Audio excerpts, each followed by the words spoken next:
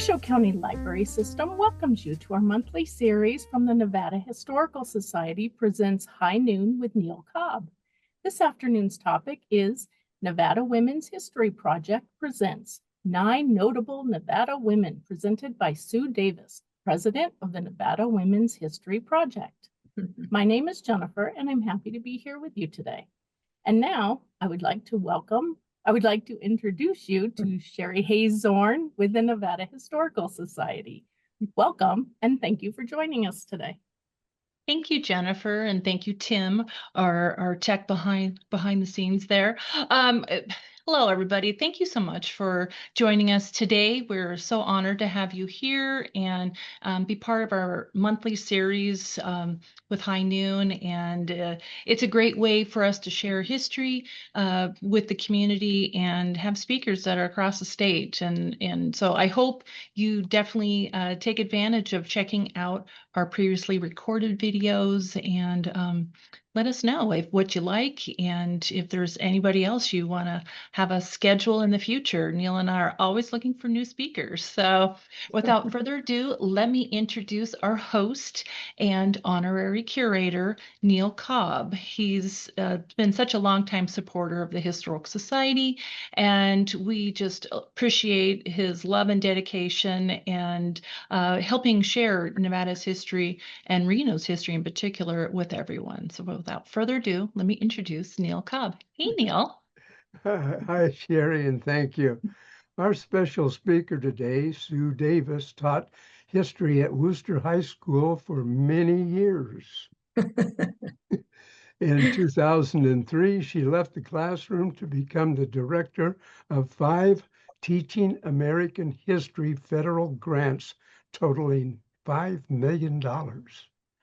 She also served as the Social Studies Coordinator for the Washoe County School District. She founded the Northern Nevada Council for Social Studies, a professional organization for teachers. After retirement, she joined the Nevada Women's History Project and is now the current president.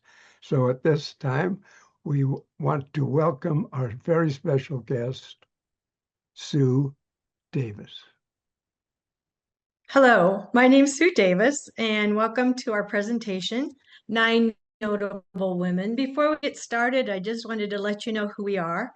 We're a statewide organization. We're a nonprofit organization, and we have a website, which is our legacy, that houses all our information and all of our biographies.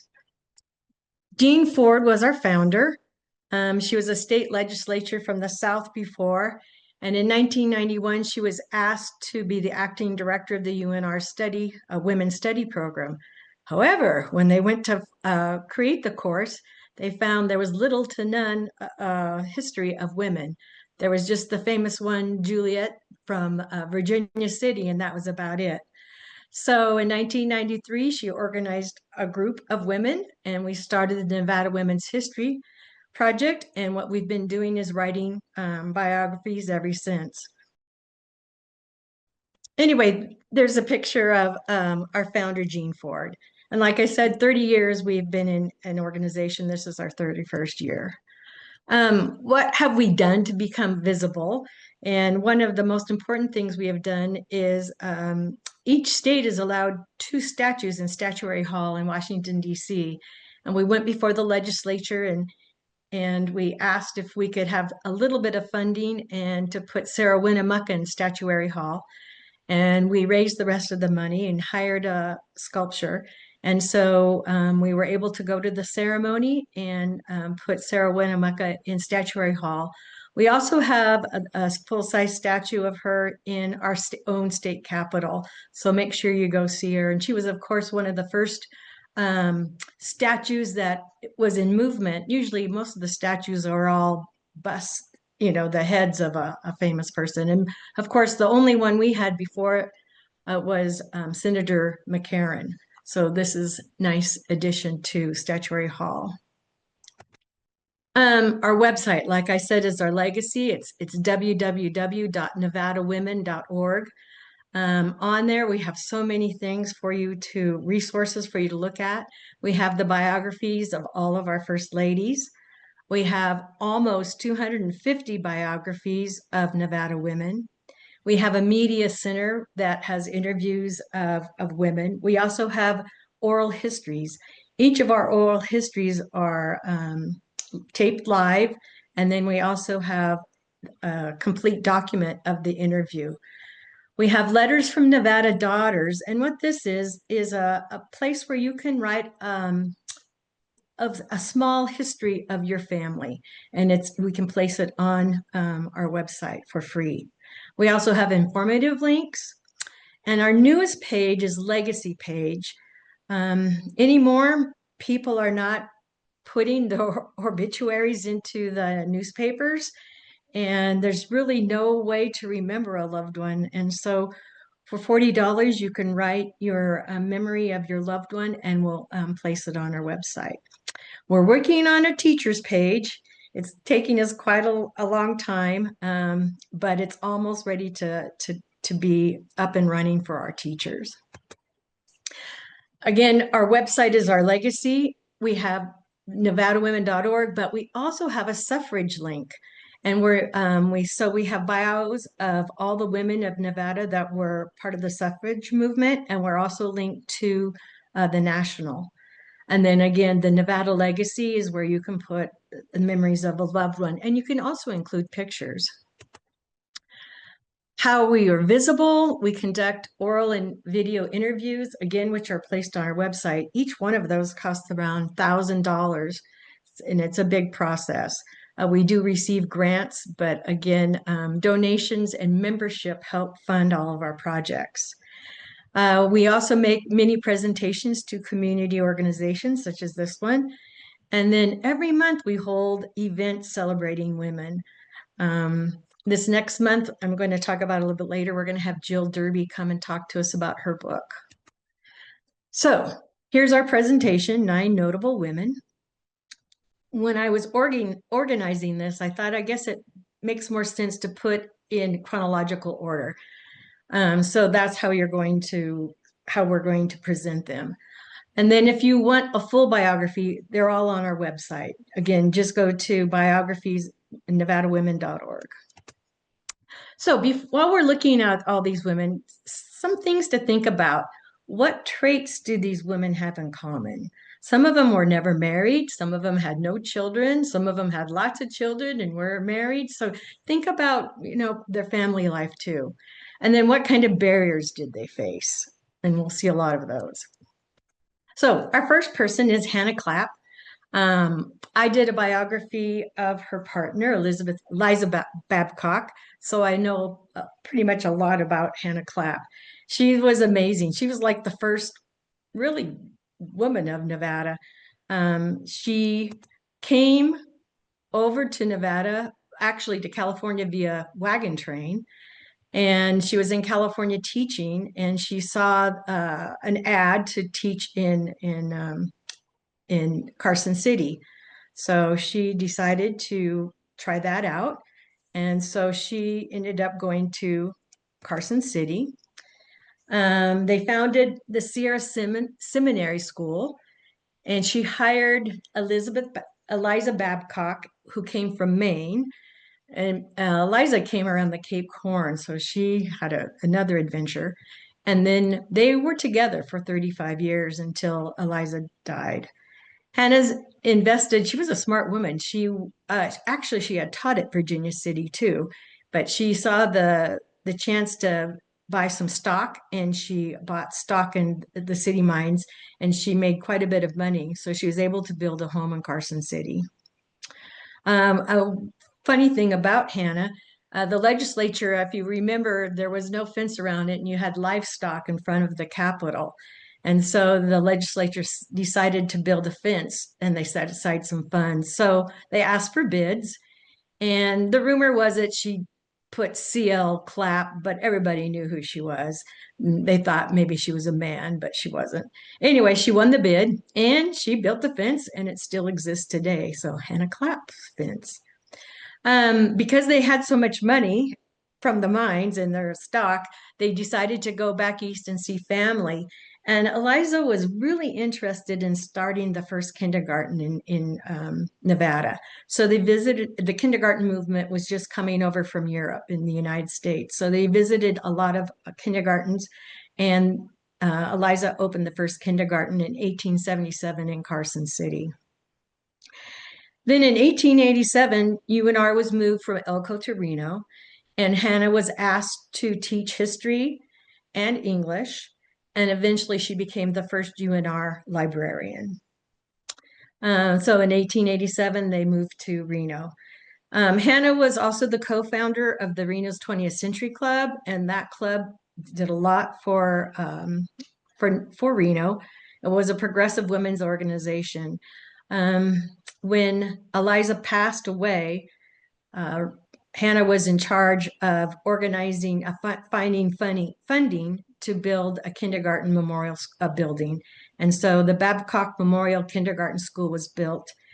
And it existed until about the 1960s, and then it was torn down. But Reno School District, I think it was called Reno School District rather than Washoe County. That building was in there. That was where they housed the admins for a while. So in 1908, Hannah passed away at age 84.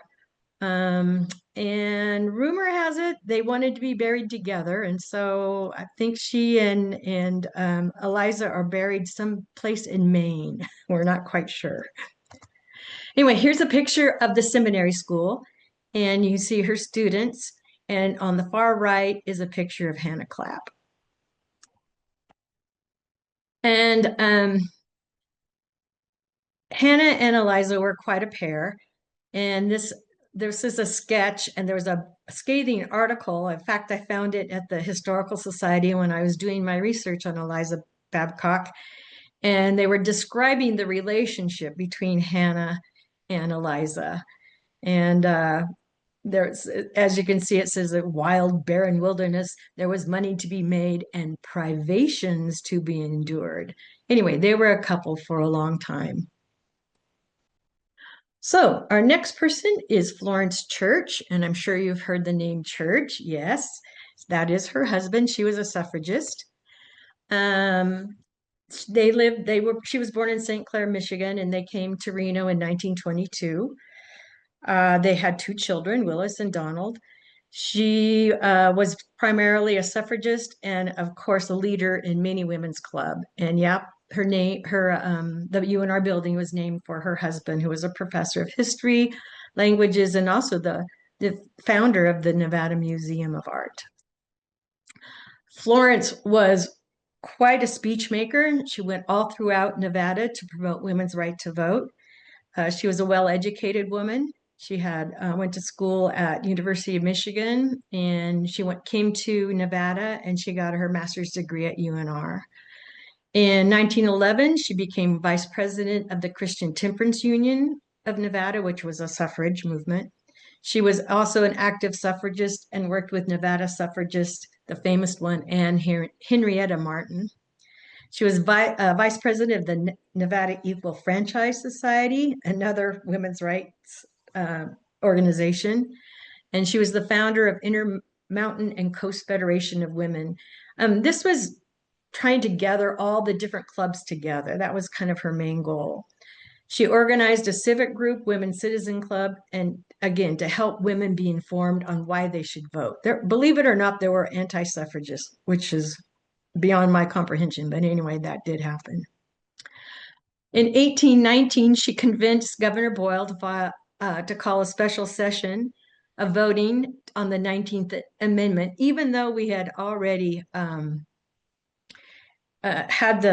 women had the right to vote in Nevada, but it became a national amendment. So she wanted a special session called, so he agreed.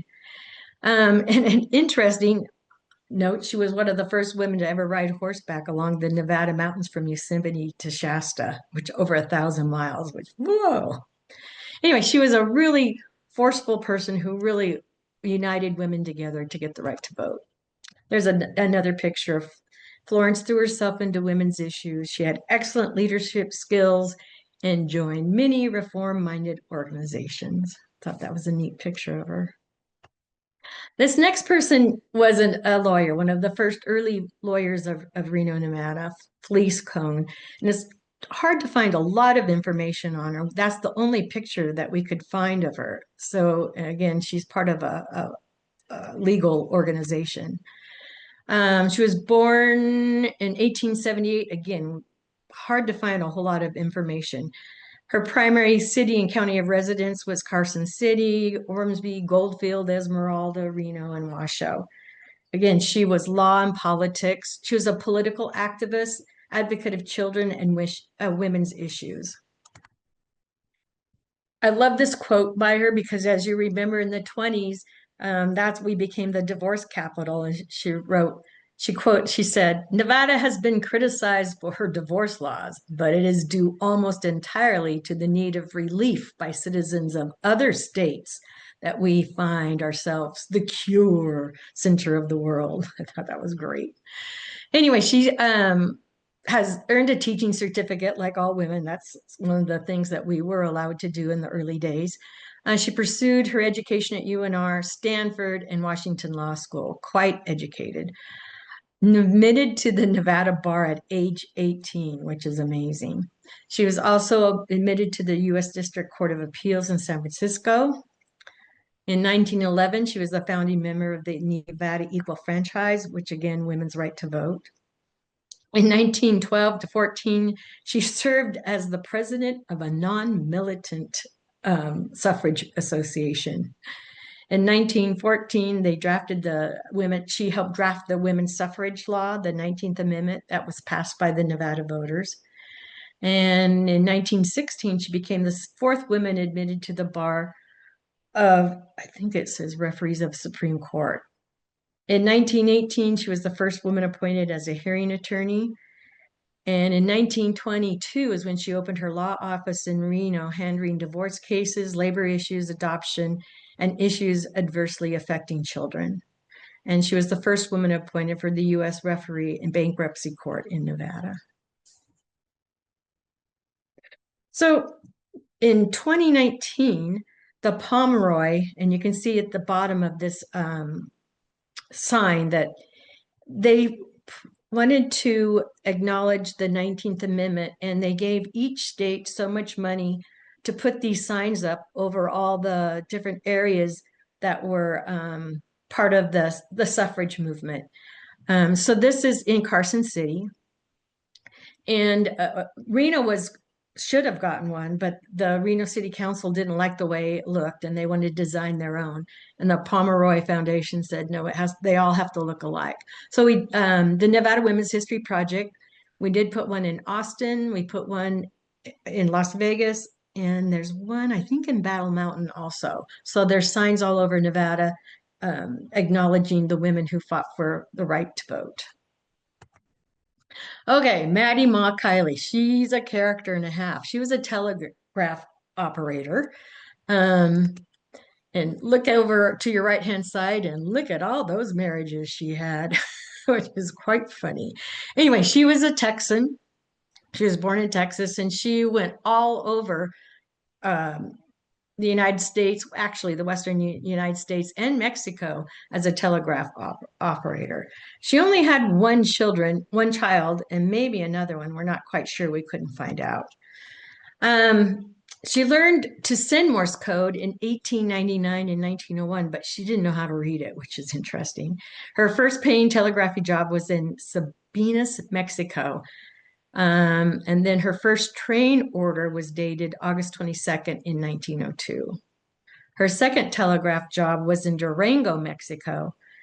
And finally, Maddie went to work the Rock Island Railroad in Oklahoma. I don't know how to say that city. Waukura? Waurika? I don't know. Oklahoma in 1907. In March, she joined the Order of Railroad Telegraphers. So she ended up in Gerlach. She worked for the Western Pacific Railroad at Gerlach, and there she got appendicitis. After going to Winnemucca, and she ended up even getting worse, she went to St. Mary's Hospital in Reno and had to pay for her own surgery. After returning to Gerlach, she got sick again and she went back to Texas to be with her mom so she could get well. On July 5th, 1916, Maddie was hired by the Southern Pacific Railroad in Sparks and became a telegraph operator. And it was beginning of her stable employment, and she ended up living in Sparks, and she passed away in Sparks. So there's a picture of Ma Kelly. Mona Reno, who is part of the Nevada Women's History Project, did her research on Ma Kelly. And they did, Patty and Mona gave a presentation to the Railroad Museum, and Ma Kelly, Kylie, sorry, was highlighted. This is a map of all the places she worked. Green is the railroad. Purple was where she was born. The other purple is the postal offices she was at. The red is Western Union, and life insurance. I'm not sure about that one. Anyway, so she was all over the place and had 6 husbands. Character. Our next person is Alice Lucretia Smith, and some of you might have known her because she died in 1990 in Reno. She came to Reno they came in 1948. She was born in 1902, and she was born in Mississippi. She did have, she wasn't an RN, she was an LN, no, L. She was a step below an RN. So she was worked in hospitals, quite a few hospitals. She was married to Alfred Smith. Anyway, she was born in Mississippi. Yeah, they came to Nevada in 1938, into Reno in 1958. She did have her teaching credential in Mississippi. In 1938, some of you might remember that Reno was called the Mississippi of the West, and they endured quite a bit of discrimination. So in 1945, Alice and her husband founded the Reno Sparks branch of the NAACP. She served on so many state and national boards. If you notice, she didn't have any children. Alice was also a charter member of the Nevada League of Women Voters. She volunteered for the Red Cross for 25 years. And some of you will know that there is an Alice Smith School named in her honor in Reno. It was hard to find any information on her. I searched and I couldn't even find a real picture of her, which is interesting. But this is all the information we have. On our biographies, a little bit more information, but not a whole lot. Doris Doty Postgan, some of you might have remembered her. She was an Olympic skier. Her life is pretty interesting. She was born in Topeka, Kansas, but they moved to Reno early on. And she died in Friday Harbor, Washington. She was also she was on the Olympic ski team, and she's also a ski instructor. She was an aviator. They sailed around the world, and they were a conservationist. She was amazing. So they moved to Reno in 1927, and she attended all the schools in Reno, kindergarten, and finished at UNR. In fact, some of the pictures that we have is from the UNR athletic nominees, the sports page. She was very athletic, volleyball, skiing, violin, piano, and she was on the UNR ski team, and she was the first skier in the far west to head it up. She was crowned in 1947. She was crowned women's champion in Western Interstate Ski Meet in Idaho. And in 1948, she became the first woman to be on Nevadan to be on the U.S. Olympic ski team. However, she broke her ankle and she wasn't able to participate. So sad. In 1952, she went to the Winter Olympics in Norway, but she didn't win a medal. And she was also a ski instructor at Mount Rose, Jackson Hole, even as far as Chile. Doty started training with the ski club in 1938, become the leading junior ski of the Far West Association, and she dedicated the winters to train others. And there's a picture, I got this picture from the UNR website. She did get married, and after she got married, she went on another adventure. She married Ernest Gann. He wrote Splend, Splendid in the Grass, something like that. I can't remember. Anyway, he was a novelist and an aviator and a sailor. And so they sailed around the world in his boat, the Albatross. She also learned how to fly, and she was a co-pilot of the Reno races and took first place in the 1980s. And then they retired to San Juan Islands. I don't know if you've ever been there. They're quite beautiful. So they bought an 800-acre cattle ranch up in the San Juan Islands. And in 1990, to preserve the San Juan Islands, they donated 780 acres um, to the San Juan Historical Society. And she passed away at age 90 in 2012. There's our next one is an archaeologist and anthropologist, and some of you might have known Mary Keel Rusco. She was born in Kansas also, and they came to Reno early on. She was married, and her husband was a UNR professor, and they had two children. And she worked in Reno and Washoe County, and again, archaeology and anthropology. In 1972, she found a settlement from 6,000 years ago that had shells from the Pacific Ocean in the Black Rock Desert. In 1974 to 1983, she was the director of the Nevada Archaeological Society. In 1977, near Lovelock, she discovered a large cache of gold coins, a former Chinese community worth $26,000. Apparently, it was not advertised at all, and it was guarded at all times. She was the staff archaeologist for the State Museum. And near Rye Patch, she was part of a task force that studied the ice age containing both a mammoth, camels, horses, and bison. And in 2004, she was presented with a Lifetime Achievement Award, the Silver Trowel from the Nevada Archaeological Association. And there she is overlooking the reservoir, Rye Patch Reservoir, where they discovered the mammoth and the camels and the bison. Imogene Evelyn Ford, young Ford. This is the founder of our organization. She was born in Oklahoma and died in Carson City. However, she lived most of the time in Las Vegas. Her husband was a dermatologist, and they had a job in California, but the people in Las Vegas called them back, so that's how they ended up in Las Vegas. She was a major force to be with. If any of you knew her, she would call you up and tell you what you needed to do, and by gosh, you had to do it because she worked so hard to promote women's history. In 62, they moved to Las Vegas. Oh, and they had two children. In fact, Carla, one of her daughters, is now on the Nevada Women's History Board, and she does our newsletter. We have a quarterly newsletter that we send out to our members. So she served as this Nevada State Assemblywoman representing Clark County, and notice she was a Republican. And then from 78 to 82, she served as a state senator. Notice she changed and she was a Democrat.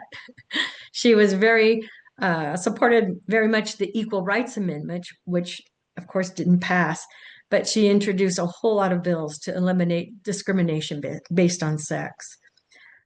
She was, besides doing all this, she was owner of a consulting business and owner of the Nevada Discovery Tours that took tourists all over the state of Nevada, and she did the history on it.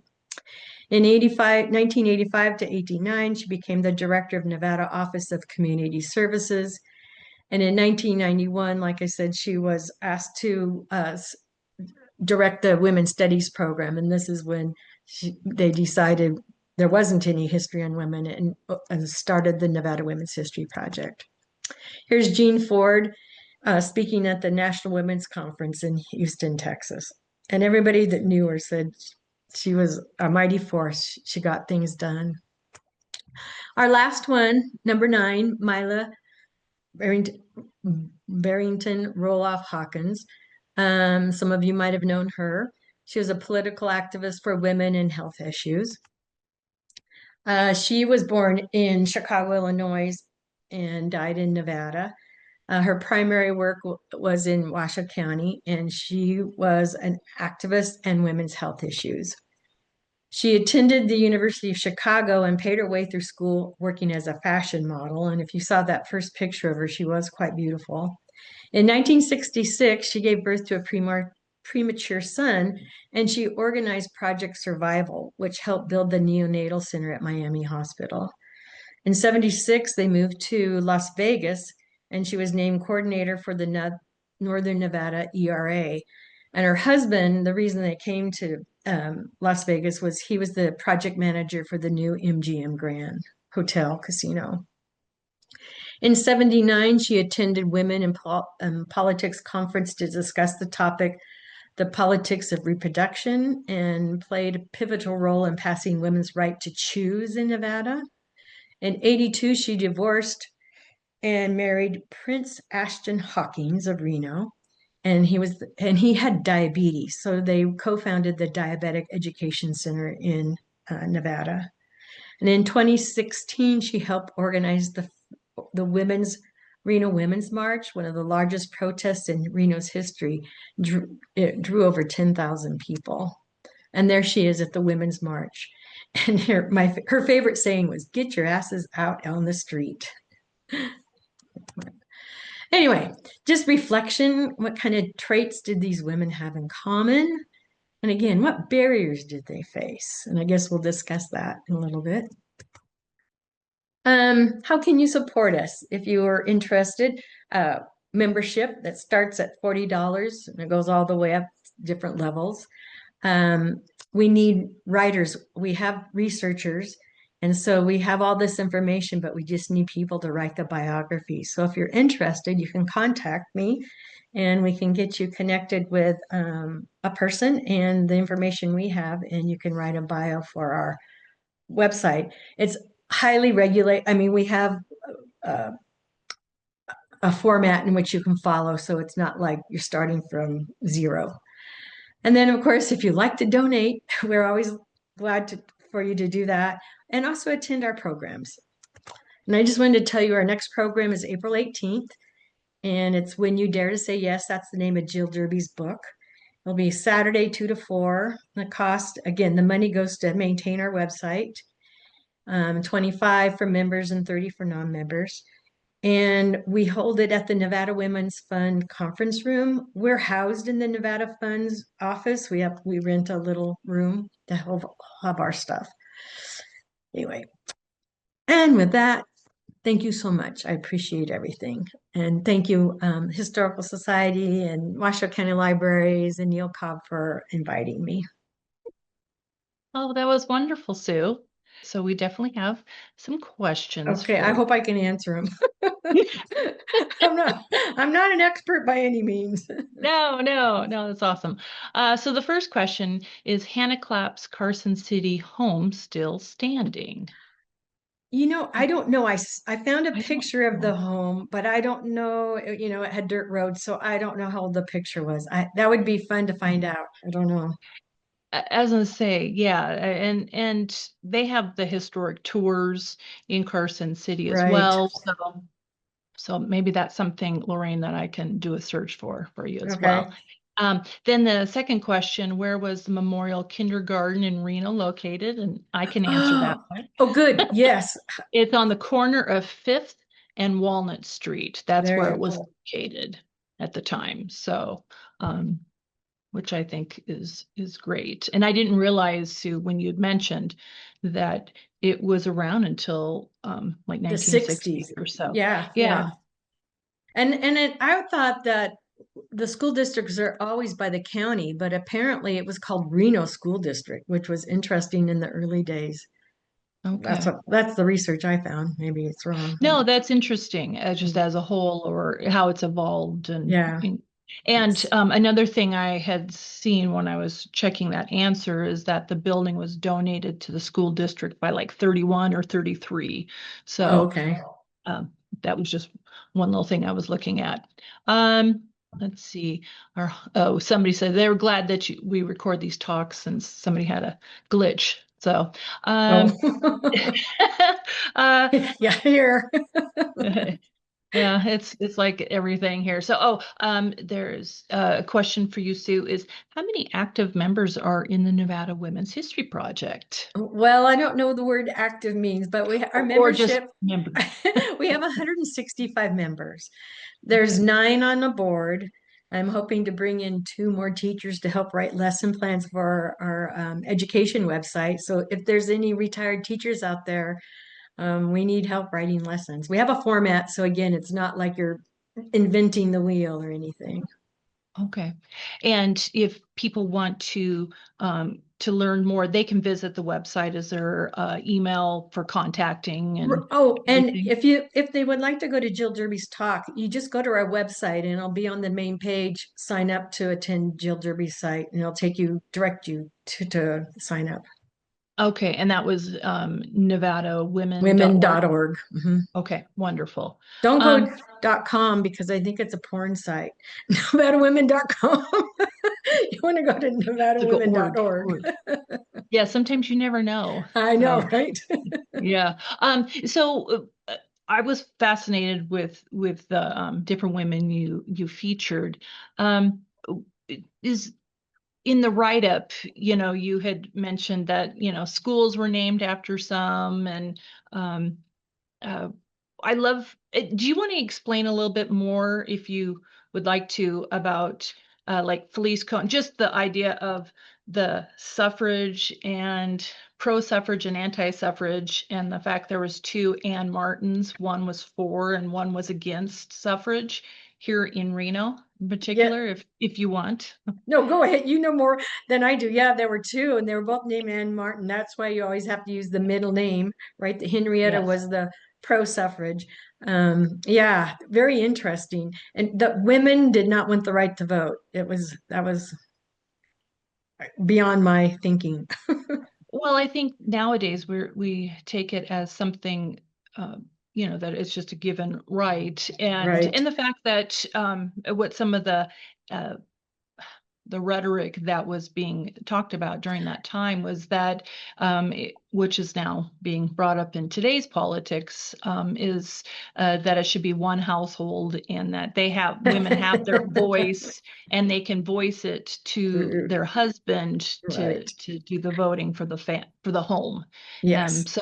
And what's interesting, from our talk that with uh, Dana Bennett, Dana Bennett, last week with for Harps, she was talking about suffrage, and that, yeah, absolutely, it was a real mix within Reno itself of who was for and who was against, but yet everybody all worked together and just, intermingled. So Right. I think it's a interesting um, um, look at how those things evolved. So now It you is. Yeah.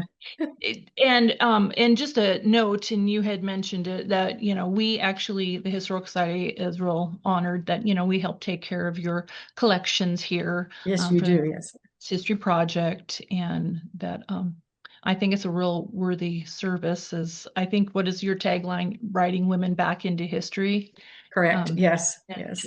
it's really important, and it's stories that are being rediscovered, and shared with everyone, because people knew about it at the time, but Right.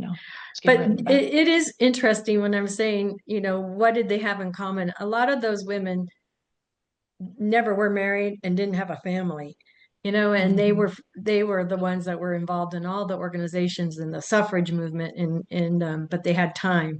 Whereas, and in that time period, women were really not allowed, or were not respected if they went outside of the home. So yeah, I thought that was interesting. The women that were the loudest were the ones that were single and no children. Well, you didn't have those restrictions upon you. Right. You might have other family members, but like our founder, Jeannie Weir, she ultimately Right, helped take right. her family but she was able to be a professor and oversee the creation and operating the Historical Society from 1904 till her death in 1950. So yeah, there are a lot of women that some I think is interesting of that time that chose to remain single to be able to pursue their interests. But I think also it depended on who you married and what That kind of is true. economic background, maybe Right. more money. Yes, and And most of them were well educated too. You're right. and also they also had maybe help in the house Yes. for childcare, taking care of Right. the house, food. So some of the women that were on the little bit higher Yeah. economic Not background my, were able. not my Kylie. Oh my, 6 husbands. I think Well, those were. she's fascinating. I definitely Yes. want to learn a little bit more about her. But yeah, that was Yeah. equally part of it, where they could house, and do, teas and events and get out into the community. But yeah, you're Right. right, though. There were certain women that were involved in many Yeah. organizations. Yeah. So Neil, hello. Would you like to ask some questions or make I some comments? kind of blend in. Well, I'm Yeah. just curious as far as any of the historical artifacts that you can reach out and actually touch. They're a tangible touch, like the fence, Hannah Clapp's fence, and the WCTU fountain that says on the track side of the uh, depot down there on Commercial Road. Oh, yes, yes, yes. Yeah. When we did our programs and stuff on that, we always made it a point that it's very rare that the women were able to put anything together that that is still here, other than the influence that they definitely had on what the men did. Correct. I agree. Yes. Do you know of any other tangible piece of women's history? Hmm. Nothing comes to mind. I hadn't No. thought about it, Well, no. then I'm going to back off a bit and just tell you it was a wonderful program, and we Oh, very thank much you. appreciate you uh, entertaining everyone and educating everyone on our high noon program. It's a It pleasure. was my pleasure, and I so appreciative that you reached out to us. Thank you.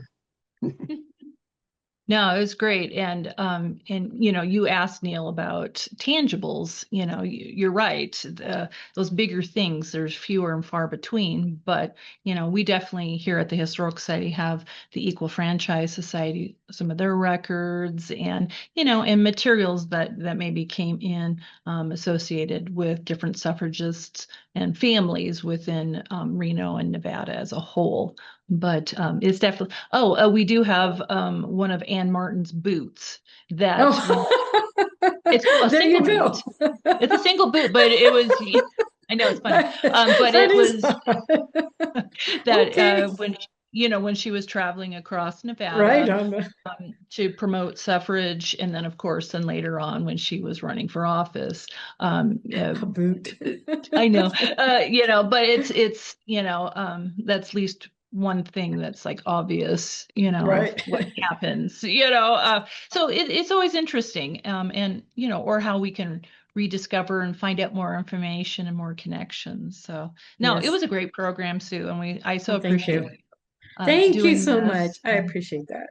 No, and so thank you, everybody. I will Yes. send it back to Jennifer. And thank you, as always, to the Washoe County Library System. They're such great partners, Yes, thank you so much. and I need lots of and help. yeah, and they're just great people, and just librarians and libraries are so important historically through today. So Right. we appreciate you guys. So Thank you. Thank you. And thank you all for joining us. That was fantastic. A big thank you today to Sue Davis, to Neil Cobb and Sherry Hazorn with the Nevada Historical Society, and to Tim, this month's Washoe County Library System Tech Support. Thank you for Yes. making this event possible. What's coming up? Visit us at events.washoecountylibrary.us, where you can also access and download our Virtual Explorer, a publication listing all virtual events and resources. Thank you. Thank you. Bye, Bye, guys. Bye. Bye.